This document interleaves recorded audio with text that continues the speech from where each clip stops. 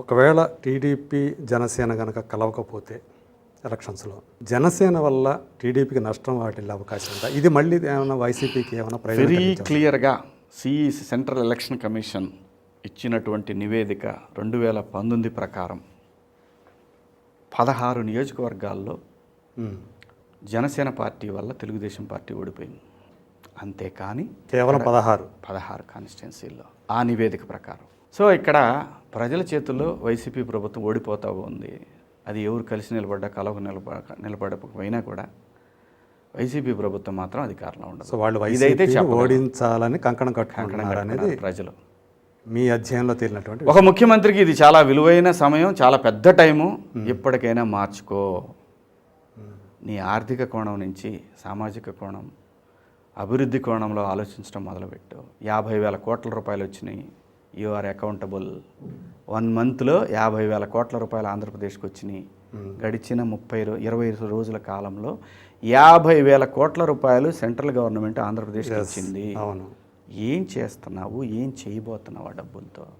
మనం తీసుకొచ్చిన అప్పులు కానివ్వండి, ఏం జరిగింది, ఏం జరగబోతా ఉంది, ఎన్ని ఉద్యోగాలు క్రియేట్ చేయబోతా ఉన్నావు? దీన్ని తనకు అనుకూలంగా మలుచుకోగలుగు దాంట్లో సఫలీకృతం అవుతుందా టీడీపీ? అవసరంలా. వీళ్ళ ప్రమేయం లేకుండా అయిపోతున్నారు వాళ్ళు. చెప్పేది ఎవరు? చెప్తున్నా కదా, వైసీపీ వర్సెస్ ప్రజలు అన్నప్పుడు వీళ్ళ ప్రమేయం లేకుండా అన్నీ జరిగిపోతున్నాయి. కష్టం, ఇంపాసిబుల్, హైలీ ఇంపాసిబుల్. 2024లో వైసీపీకి it's over, game is over. Shivaji garu చెప్తున్నారు. నమ్మరు. అరే నేను గ్రౌండ్ రియాలిటీ చెప్తున్నా మీకు. నమ్మితే నమ్మండి, నమ్మకపోతే ఇది నా అభిప్రాయం. నేను చూసింది చెప్తున్నా మీకు. కాదు అని వాళ్ళు అంటారు. ఆడి మొఖం వాడు అని బూతులు తిడతాడు.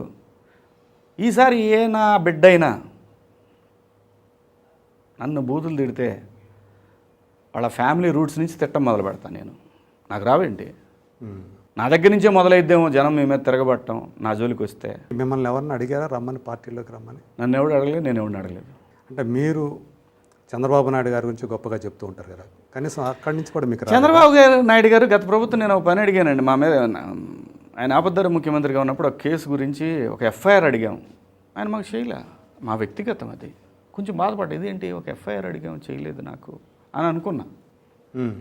కానీ అది నా స్వార్థం. అంటే ఇన్ఫర్మేషన్ కోసం అడిగారా? అది నా కాదు, నేను సిన్సియర్గానే అడిగాను. నన్ను ఇబ్బంది పెడుతున్నారు తెలంగాణ గవర్నమెంట్, నేను కూడా కంప్లైంట్ ఇవ్వాలనుకుంటున్నాను అంటే నాకు రెస్పాన్స్ రాలా వాళ్ళ దగ్గర నుంచి. మేబీ ఆయన ఆపద్ధర ముఖ్యమంత్రి చేయకూడదు. నా మీద కేసులు పెట్టి గొడవలు చేశారు కదా, నేను పారిపోతున్నానని చెప్పి. అవును. వాడొకడు పుట్టోడు ఉంటాడు ఒక ఛానల్లో, వాడు పన్నిన కుట్రలో నా మీద కేసులు. తెలంగాణ ప్రభుత్వం నా మీద, ప్రభుత్వాన్ని నేను అన్నగానే కొంతమంది స్వార్థపూరితమైన, ఇప్పుడు కూడా ఉంది, అది ఉంది, నడుస్తుంది, స్టిల్ నడుస్తుంది. స్వార్థపూరితమైనటువంటి, స్వార్థంతో కూడుకున్నటువంటి పోలీస్ ఆఫీసర్లు కేసు పెట్టి ఇబ్బంది పెట్టారు. ఆ టైంలో నేను కూడా కేసు పెట్టాలనుకున్నా మా మీద పెట్టిన వాళ్ళ మీద. ఆ రోజు సహకరించలా. ఇట్ లుక్స్ నాకు ఫేవర్ చేసినట్టు అయితే. అందుకని అది నా సొంత విషయం కాబట్టి నేను బాధపడలా. నాకు ప్రయోజనం చేయలేదని చెప్పి ఒక అబద్ధాన్ని ఆయన మీద ఇరుసకపడి నేను చేయదలుచుకోవాలి. ఓకే, నిజమని అదే నేను అంటున్నాను. నా కోణంలో ఆలోచిస్తాను. నేనంటే నా కోణంలో నేను ఆలోచించడం మొదలుపెట్టినప్పుడు ఇంకా అక్కడ సమాజ ప్రయోజనం ఏం లేదు. సో మళ్ళీ మీరు సర్ది చెప్పుకున్నారు. అంతే మరి, అంతే కదా. నేను అప్పుడు నిలవలేను, ఆ గాలికి నిలవలేకపోయాను, అంతే. ఇప్పటికీ అది మీ ఇబ్బంది పెడుతూనే ఉందా? ప్రభుత్వ పరంగా ఏం జరగల. కొంతమంది అధికారులతోటి కొమ్మక్కయి చేశారు. అసలు నా మీద అంత దూరం రావడానికి కారణం కూడా పొట్టుడే. మనల్ని బాధ పెట్టే మీ వాళ్ళు అయినా కూడా నేను ఎందుకు సిబిఎన్ చేసిన నిజాలు ఉన్నాయి కాబట్టి నిజమని చెప్తున్నా, అంతే. అదే, లేకపోతే నాకు ఆయన దగ్గర నుంచి వచ్చేది లేదు, సచ్చేది లేదు.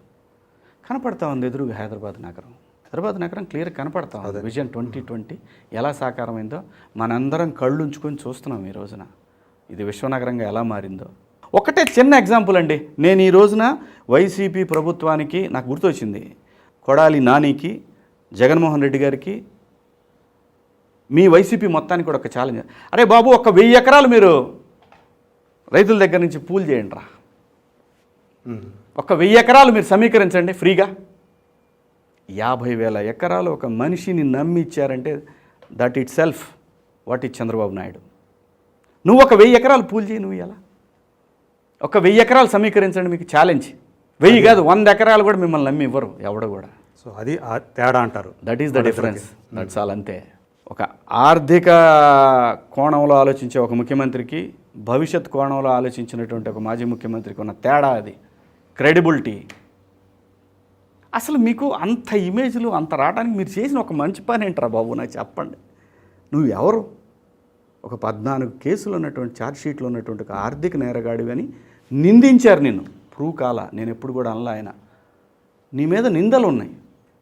ఇంకా నువ్వు చేసిన గొప్ప విషయాలంటే 2019 నుంచి ఒక ప్రెస్ మీట్ పెట్టిన పాపానుభాల ఒక ముఖ్యమంత్రి, ఒక ప్రెస్ మీట్, ఒక ఎమ్మెల్యేని కలిసిన పాపానుభాల ఈ రోజు కూడా 4 సంవత్సరాలు ఏంటో ఒక ఎమ్మెల్యే కలిసి నిన్ను.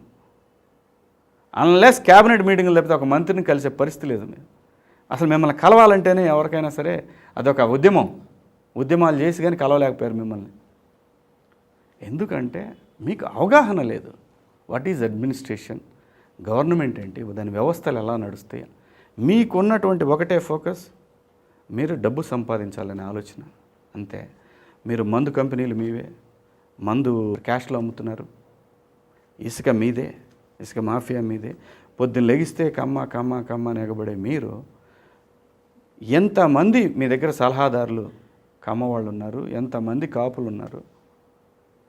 మొత్తం మీరు మీ సామాజిక వర్గంలో కూడా పాపం సామాజిక వర్గాన్ని మీరు ఎవరైతే మీకు బాగా అనుకూలంగా ఉన్నారో వాళ్ళనే మీరు పెట్టుకున్నారు. కానీ ఎంతమంది పోలీస్ ఆఫీసర్లు, ఎంతమంది ఎస్పీలు, డిఎస్పీలు ఈ రోజున డిపార్ట్మెంట్లో మీకు అనుకూలంగా ఉన్న మీ కమ్యూనిటీ ఉన్నది.